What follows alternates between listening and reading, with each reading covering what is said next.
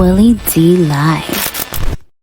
What's up, family? According to reports, Iran's supreme leader, Ayatollah Khamenei, is dead. This after U.S. and Israeli strikes against his country and directly on his home. Check it out. Not posted after he posted that video in the early morning hours earlier today, announcing to the world that the U.S. is participating in this operation to essentially strike a serious blow to the Iranian regime, to the Iranian military. We, of course, know about the reporting, and we await to hear from the White House as to whether or not there will be a statement from the president himself about the purported death of the Ayatollah, the supreme leader of Iran. We, of course, stand by to see if the president makes a public statement. I want you to take a look at the people in the room, fam. All white people. Black people ain't got nothing to do with this. We ain't got nothing to do with this. Nothing. Keep that in mind when we start feeling it. We already feeling it, but keep that in mind. Here in Palm Beach, the rain and weather just picked up quite a bit. The president did not have any open press events on his schedule for today, but we are getting a behind-the-scenes look. You saw just there in your screen the vice president monitoring the situation in the Situation Room. The president here in Palm Beach, Florida, monitoring this situation in Mar Lago, meeting with top advisors, including Secretary of State Marco Rubio and Susie Wiles, his White House Chief of Staff. And there you see again that picture with J.D. Vance in the Situation Room at the White House. Certainly a situation that top officials, including the president, vice president, and others, are monitoring in real time. We heard from the press secretary earlier today that the president has been working the phones, speaking with Israeli Prime Minister Benjamin Netanyahu ahead of these strikes. He also spoke with the leaders of several nations in the region, including Qatar and the United Arab Emirates and others, including the NATO Secretary General Mark Rutte, following these strikes in Iran. I'll point out in the president's statement that he gave last night, he talked about how Americans could be impacted by this, notably American service members, that there could be casualties with this operation that is ongoing.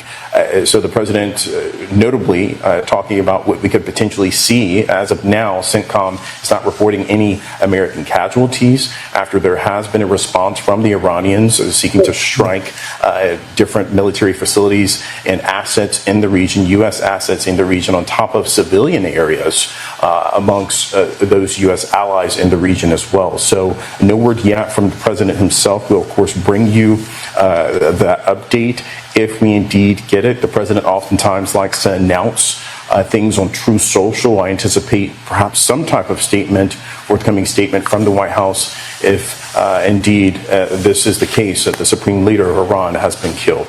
All right, fam. Real quickly, here's Donald Trump promising the American people there will be no war under his watch. There will be no war on his watch. You're not going to have a war with me, and you're not going to have a third world war with me. That I can tell you. Well, so far he's 1 out of 2. So you got a war with him. Now it remains to be seen if there'll be a World War III. I'm going to tell you something, family. See, a lot of people think boo-boo don't stink. They think because they haven't seen something happen before, it won't happen. They think, a lot of people in America are so arrogant that they think America is untouchable. And let me tell you something. If you can see it, you can touch it. That's anything. If you can see it, you can touch it. That's any country. That's any inanimate object. That's any human being. If you can see it, you can touch it.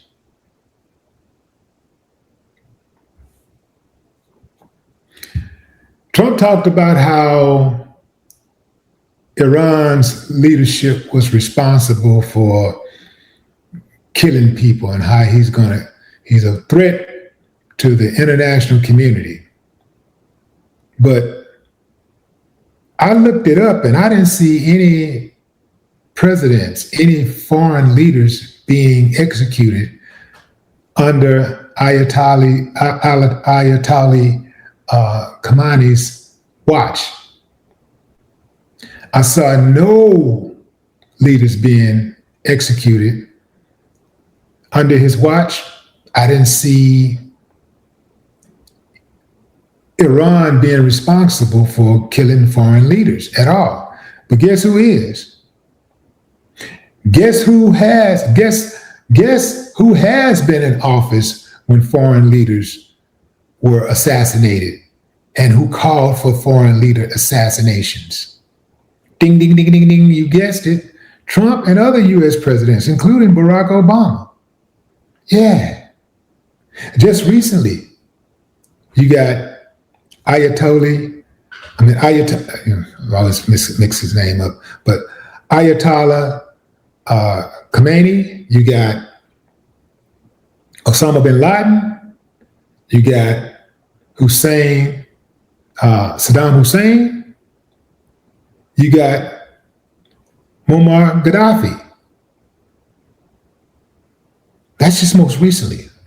So just think, even prior to that, how many presidents have been executed. And these are the ones that we know that America directly executed.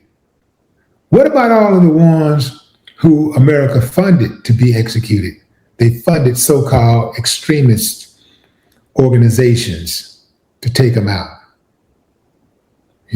What about those? What about those that they covertly were responsible for taking out? This dude, Ayatollah Khamenei, he seemed like an all right dude to me.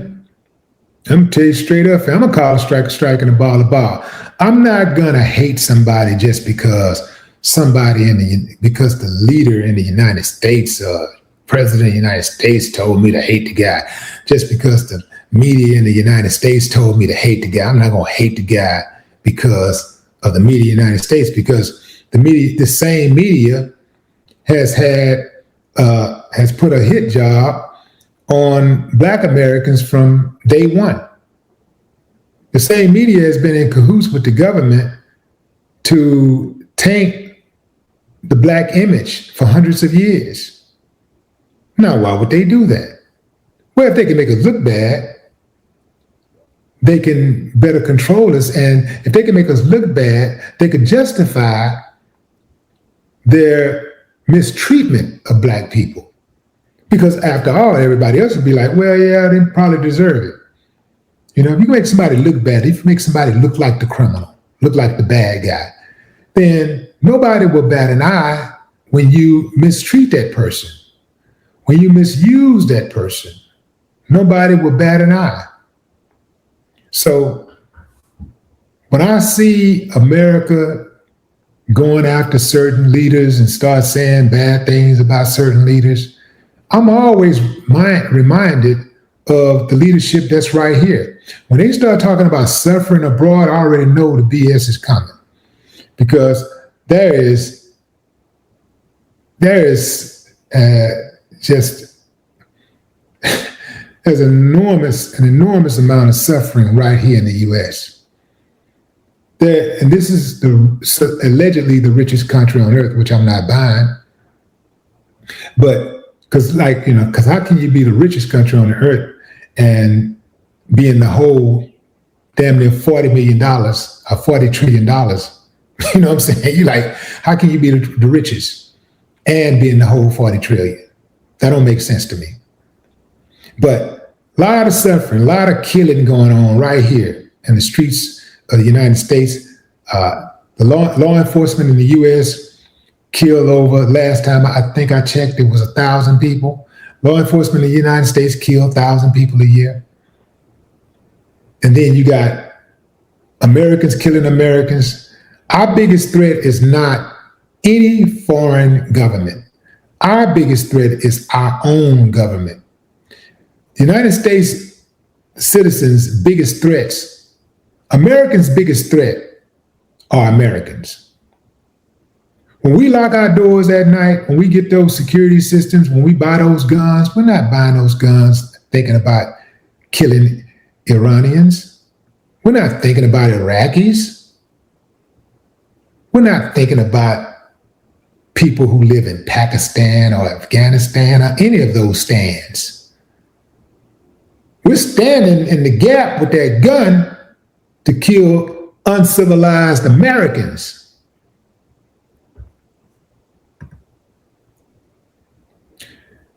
Call it what you want, fam, but I don't call it a war.